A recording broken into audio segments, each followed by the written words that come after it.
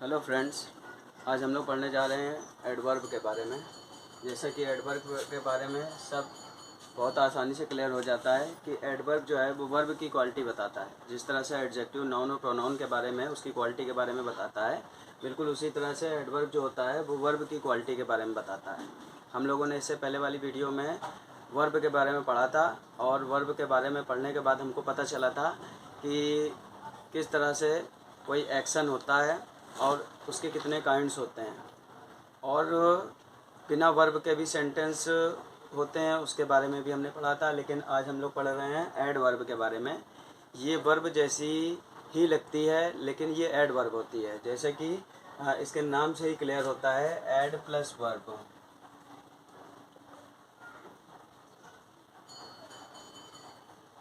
Add plus verb यानी कि कहने का मतलब यहाँ पे यह है कि वर्ब के साथ ही ऐड होती है।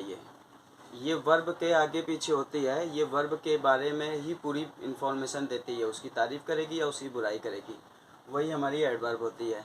अब एडवर्ब के काइंड्स के बारे में अगर हम लोग देखेंगे तो हमको पता चलेगा कि पहला होता है एडवर्ब ऑफ मैनर, दूसरा होता है एडवर्ब ऑफ प्लेस, तीसरा होता है एडवर्ब ऑफ टाइम, चौथा होता है एडवर्ब ऑफ फ्रीक्वेंसी, पाँचवा होता है एडवर्ब ऑफ डिग्री और छठा होता है कंजक्टिव। वैसे तो और बहुत सारे काइंड्स होते हैं, लेकिन जितने काइंड्स हम लोग पढ़ते जाएंगे हमको उतने काइंड्स पता होते चले जाएंगे। अभी हम जिनके बारे में पढ़ रहे हैं उनके बारे में हमको जानना ज़्यादा ज़रूरी है, ये ज़्यादा इम्पोर्टेंट होते हैं। जिसमें से एडवर्ब ऑफ मैनर क्या होता है। मैनर, जैसे कि अगर हम लोग इसकी हिंदी निकालेंगे तो हम लोगों को एकदम साफ साफ ये बात क्लियर हो जाएगा कि मैनर ढंग, तौर तरीका, इसके बारे में बात करता है। अगर हम ढंग की बात करेंगे तो यहाँ पर मैनर का मीन क्या निकलता है, डेंजरसली, यानी कि खतरनाक, खतरे के साथ। ये क्या है, ये भी एक मैनर है। ये खतरे के साथ की अगर बात की जाएगी तो वहाँ पर मैनर की ही बात की जाएगी। उसी जगह पे सॉफ्टली, धीरे से, पोलाइटली, विनम्रता से, यानी कि ये हमारे तौर तरीके के बारे में ही बात करता है, हमारे जो भी मैनर्स है उसके बारे में ही बात करता है। फिर जेंटली या नीटली, ये जितनी भी बातें हैं सारी बातें टोटल इंसान के मैनर्स और उसके ढंग, तौर तरीके को ही बताता है, उसके अलावा और कुछ नहीं बताता है। तो हम बहुत आसानी से समझ जाएंगे कि एडवर्ब ऑफ मैनर हर वो वर्ड होते हैं जो कि वर्ब के मैनर्स के बारे में बताते हैं, वर्ब के तौर तरीके के बारे में बताते हैं। तो ये हमारा एडवर्ब ऑफ मैनर है। दूसरा हमारा है adverb of place. Adverb of place में समझने वाली बात क्या है कि जगह के बारे में बात की जा रही है। अगर जगह के बारे में बात की जा रही है तो फिर कुछ सोचने वाली बात ही नहीं है। ये जगह की बात अगर की जा रही है तो ये वर्ब की ही जगह के बारे में बात की जा रही होगी, उसके अलावा और कुछ नहीं होगा। तो अगर हम समझेंगे कि क्या क्या वर्ड होता है, जैसे कि एवरीवेयर होता है, हर जगह। भाई हर जगह की बात करेंगे तो ये जगह ही है। या नोवेयर, कहीं नहीं, ये भी जगह के बारे में है। हेयर, यहाँ, देयर, वहाँ, एबो, ऊपर, बेलो, नीचे, या इनसाइड, अंदर। हर उस जगह पर जहाँ पर वो जगह की बात करता है, हर वो वर्ड जो जगह की बात करता है वो हमारा एडवर्ब ऑफ प्लेस होता है। इसमें कोई भी डिफ़िकल्टी नहीं है, इसको समझना बहुत आसान है कि जहाँ पर वर्ब प्लेस की बात कर रहा है वहाँ पर हमारा एडवर्ब होगा। और कौन सा एडवर्ब होगा, एडवर्ब ऑफ प्लेस होगा, जिसके लिए जो वर्ड्स हमने लिखे हैं वो एकदम साफ साफ इस बात की पुष्टि कर रहा है, इस बात को बता रहा है, एक्सप्लेन कर रहा है कि वो एडवर्ब ऑफ प्लेस ही है, उसके अलावा और कुछ नहीं है। क्योंकि ये सब जगह के बारे में ही बात कर रहे हैं, उसके अलावा और कोई बात नहीं कर रहे हैं। अब हमारा तीसरा होता है एडवर्ब ऑफ टाइम। अगर हम एडवर्ब ऑफ टाइम के बारे में देखते हैं तो हमको क्या पता चलता है कि ये समय की बात कर रहा है। ये किसके समय की बात कर रहा है, ये वर्ब के समय की बात कर रहा है। वर्ब के समय क्या क्या, समटाइम्स, कभी कभी, रिसेंटली, अभी हाल में, ड्यूरिंग, दौरान, ऑलवेज, हमेशा, सून, जल्दी, येट, फिर भी, अभी तक, नेवर, कभी नहीं, यूजुअली, ज़्यादातर। तो ये जितने भी वर्ड हैं सब के सब समय की ही बात कर रहे हैं। और भी जितने इसके एग्जाम्पल होंगे सब हमारे समय के बारे में ही बात कर रहे होंगे। तो हमारे लिए ये समझना कोई कठिन नहीं है कि एडवर्ब ऑफ टाइम क्या होता है, एडवर्ब ऑफ प्लेस क्या होता है, या एडवर्ब ऑफ मैनर क्या होता है। अगर हमें कुछ सेंटेंस दिए जाते हैं और हमें ये बताया जाता है कि इसमें से आइडेंटिफाई करो, इसको पहचानो कि कौन सा एडवर्ब ऑफ मैनर है, कौन सा एडवर्ब ऑफ प्लेस है, या कौन सा एडवर्ब ऑफ टाइम है।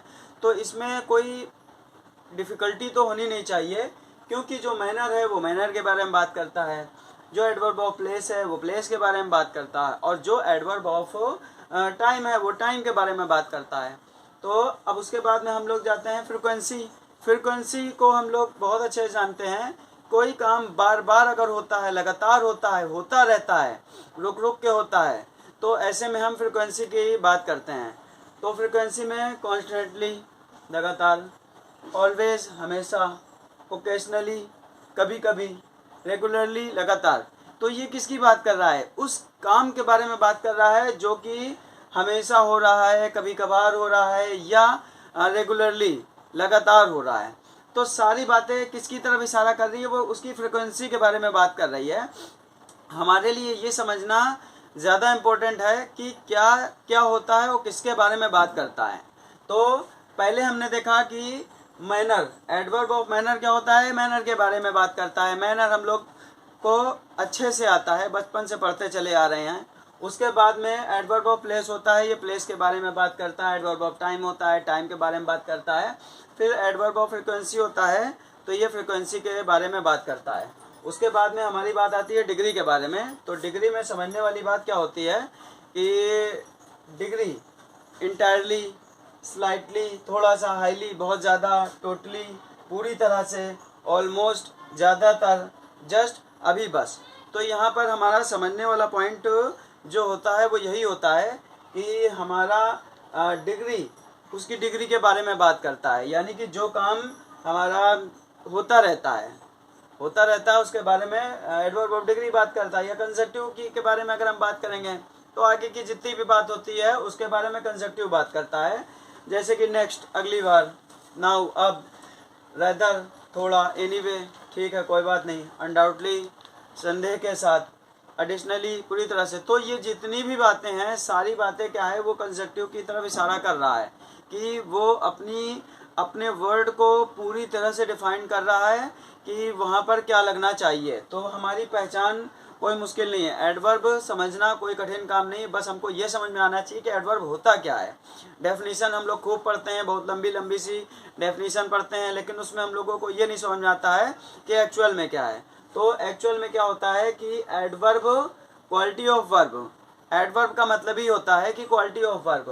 अब हम इसको अगर हम लोग एक दूसरे को से इसको जोड़ते हैं, संधि विच्छेद करते हैं, तो हमको क्या पता चलता है? एड प्लस वर्ब, यानी वर्ब की एड।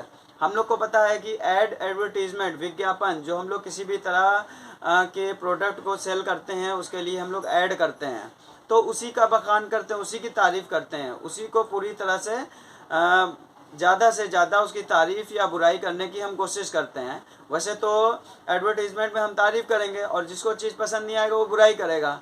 तो तारीफ़ और बुराई दोनों को क्वालिटी की लिस्ट में ही हम लोग रखते हैं। तो अब एडवर्ब ऑफ मैनर है, तो वो मैनर के बारे में बता रहा है कि एडवर्ब का तौर तरीका कैसा होता है, वो कैसे रहता है, किस तरह से रहता है, और वर्ब में उसका व्यवहार कैसा है, किस तरह से बिहेव करता है। तो वो कैसे बिहेव करता है? वो सॉफ्टली बिहेव करता है, वो डेंजरसली बिहेव करता है, या तो फिर वो पोलाइटली बिहेव करता है, या वो जेंटली बिहेव करता है, और या वो नीटली बिहेव करता है। वो किस तरह से बिहेव करता है ये हमें यहाँ पर क्लियर हो रहा है। उसके बाद में अगर हम प्लेस की बात करेंगे तो प्लेस में हमारा वो जगह के बारे में बात कर रहा है। तो वो कौन सी जगह के बारे में बात कर रहा है?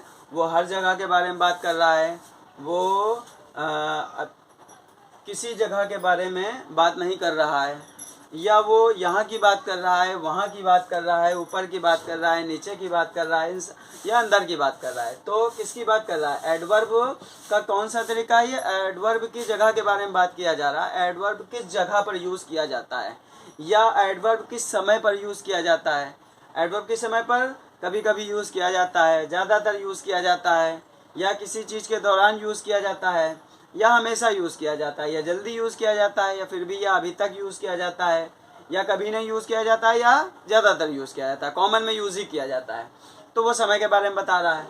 अब उसके बाद में फ्रिक्वेंसी के बारे में अगर हम बात करेंगे तो वो कॉन्स्टेंटली यूज़ किया जाता है, ऑलवेज यूज़ किया जाता है, ओकेजनली यूज़ किया जाता है, रेगुलरली यूज़ किया जाता है। डिग्री में हम लोग आएंगे तो वो इंटायरली यूज़ किया जाता है, वो स्लाइटली यूज़ किया जाता है, वो हाईली यूज़ किया जाता है, टोटली यूज़ किया जाता है, ऑलमोस्ट यूज़ किया जाता है, जस्ट यूज़ किया जाता है।